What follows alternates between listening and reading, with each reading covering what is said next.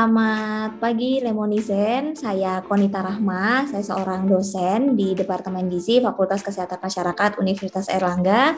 Selain itu saya juga aktif menjadi nutripreneur di ahligizi.id dan juga di klinik MPASI.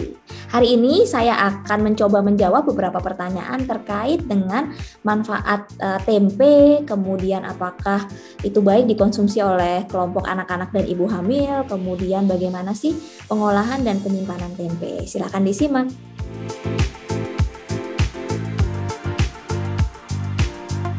Kandungan tempe dan gizi pada tempe yang bisa meningkatkan imun itu ada banyak ya. Yang pertama seperti kita tahu, tempe itu adalah sumber protein, khususnya protein nabati, di mana protein ini berperan sangat penting dalam pembentukan antibodi ya. Sering kita dengarkan antibodi ini untuk melawan bakteri maupun virus yang masuk.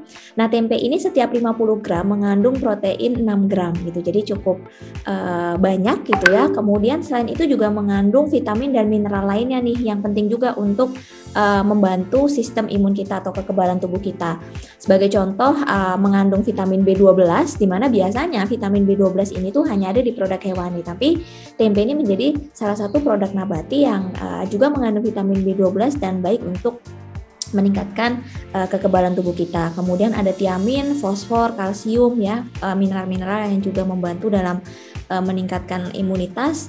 Kemudian yang tidak kalah penting, tempe juga mengandung antioksidan gitu ya. Antioksidannya juga ada beberapa macam, mulai dari isoflavon yang paling banyak, kemudian ada flavonoid dan juga ada tocopherol yang seperti kita tahu antioksidan juga sangat penting untuk mencegah terjadinya gangguan-gangguan yang ada pada tubuh kita, gangguan kesehatan. Kemudian satu hal lagi yang sekarang juga lagi naik daun ya, kandungan tempe yang juga sangat baik untuk meningkatkan kekebalan tubuh adalah probiotik. Mungkin seperti kita tahu, probiotik itu selama ini memang untuk menjaga kesehatan pencernaan, tetapi ternyata kalau pencernaan kita bagus, itu juga akan membuat kekebalan tubuh kita itu menjadi baik gitu. Tapi tempe ini selain punya manfaat yang sangat tinggi, tentunya juga harus dibarengi dengan konsumsi gizi seimbang. Ya, dan hasil penelitian terkait dengan tempe yang bisa meningkatkan imunitas itu juga sudah banyak dilakukan ya, studi-studinya di Indonesia maupun di luar, dan memang terbukti bisa meningkatkan aktivitas kekebalan tubuh.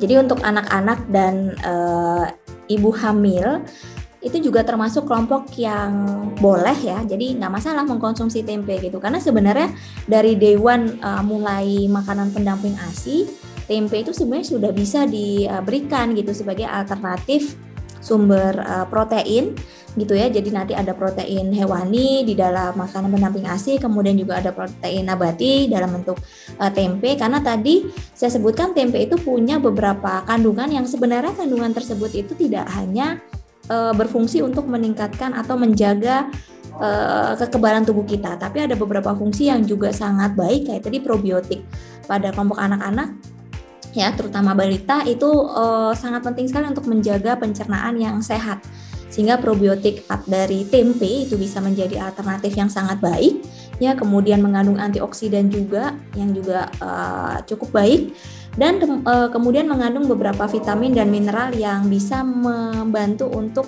tumbuh kembang anak. Kayak misalnya contohnya untuk anak-anak vitamin B12. Vitamin B12 ini adalah salah satu vitamin yang penting juga untuk mencegah terjadinya misalnya anemia gitu ya, selain zat besi gitu. Jadi fungsi vitamin B12 ini juga menjadi sangat penting. Kemudian kalsium itu juga bagus, karena kan di bawah 2 tahun terutama ya yang konsumsinya masih ASI saja gitu ya, dengan konsumsi tempe ini juga bisa menambah asupan kalsiumnya gitu. Jadi untuk anak-anak sebenarnya diperbolehkan. Cuman tadi syaratnya kalau misalnya di bawah 2 tahun sebaiknya tidak dikonsumsi dalam bentuk yang mentah. Jadi harus dimasak terlebih dahulu gitu ya. Kemudian untuk ibu hamil itu juga baik gitu ya, karena salah satu kandungan tempe itu adalah serat.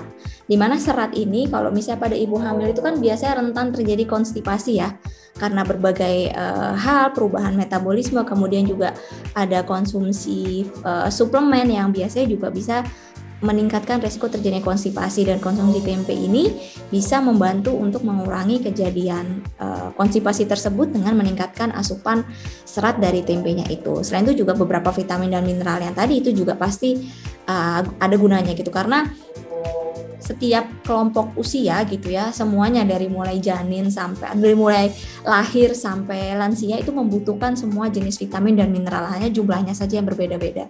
Itu jadi tempe itu merupakan satu panganan lokal yang kaya sekali akan zat gizinya, dan tentunya manfaatnya juga beragam, mulai dari untuk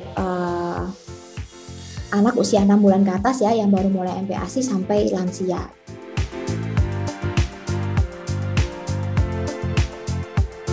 Terkait dengan penyimpanan, memang kalau dibandingkan dengan bahan makanan yang lain ya, tempe umumnya memiliki daya simpan yang terbatas gitu ya, atau nggak bisa disimpan dalam jangka waktu yang lama, karena kalau terlalu lama tempe itu bisa jadi busuk gitu ya, karena ada proses fermentasi yang terjadi di tempe. Itu kan emang dari proses pembuatannya kan ada proses fermentasi ya, jadi kalau disimpan terlalu lama itu bisa mengalami kebusukan dalam waktu yang sangat cepat gitu ya.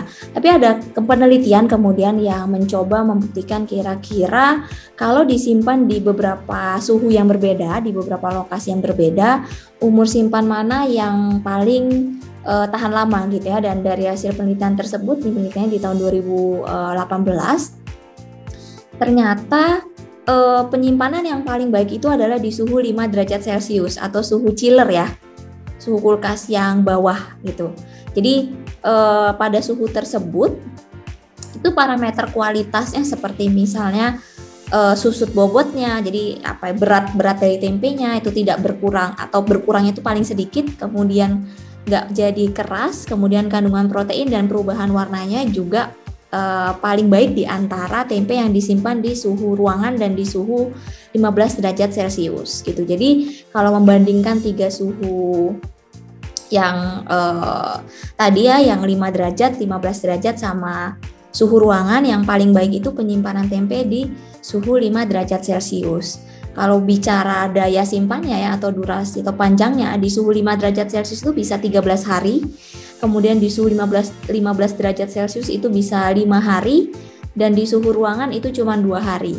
Gitu. Dan ini sebenarnya sudah dipraktekkan ya, banyak dipraktekkan juga di rumah tangga gitu ya. Kalau misalnya tempenya nggak langsung habis, biasanya langsung diletakkan di chiller. Dan jangan lupa kalau misalnya menyimpan di chiller, sebisa mungkin itu tidak terlalu atau tidak dicampur dengan makanan lain yang berbau tajam gitu ya. Kalau bisa ditutup di wadah yang tertutup, kemudian bawahnya juga bisa diberi tisu gitu ya, untuk mengurangi kalau misalnya ketika disimpan itu mengeluarkan air gitu, jadi supaya nggak gampang busuk. Oke, itu tadi beberapa jawaban yang bisa saya berikan terkait dengan tempe. Pesan saya, kita sebagai bangsa Indonesia harus bangga dengan produksi pangan lokal yang ternyata juga memiliki manfaat dari segi gizi dan non-gizi yang sangat banyak. Jadi mulai sekarang yuk kita biasakan mengkonsumsi tempe, dan juga untuk orang tua juga jangan lupa memperkenalkan tempe kepada anak-anak agar mereka juga menyukai panganan lokal kita. Oke, semoga semua sehat selalu dan terhindar dari masalah-masalah yang terkait dengan gizi. Terima kasih.